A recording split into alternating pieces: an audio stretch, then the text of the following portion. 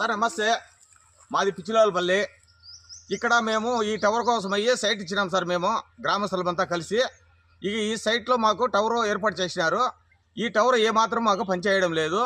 కాబట్టి మీరు దయచేసి పై ఆఫీసర్స్ అంతా అందరూ కలిసి కట్టుగా మాట్లాడుకొని మాకు టవర్ ఏర్పాటు చేయండి. మాకు ఇక్కడ సిగ్నల్స్ రావడం లేదు. ఇప్పుడు మేము 25,000 30,000 పెట్టి ముందు సెల్లులు తెచ్చుకున్నాము.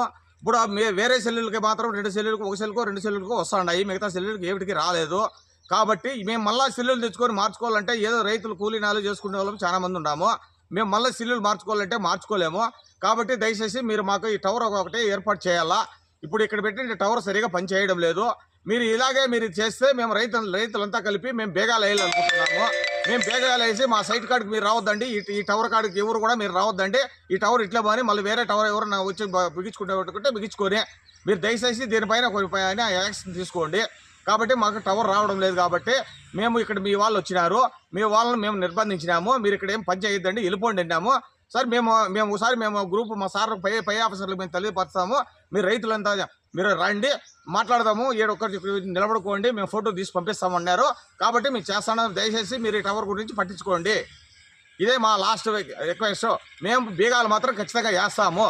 బీగాలు వేసినామంటే దయచేసి మీరు మా పైన బాధపడాల్సిన పని లేదు. కాబట్టి మీరు దీనిపైన యాక్షన్ తీసుకోవాల్సిందిగా మేము కోరుతున్నాము.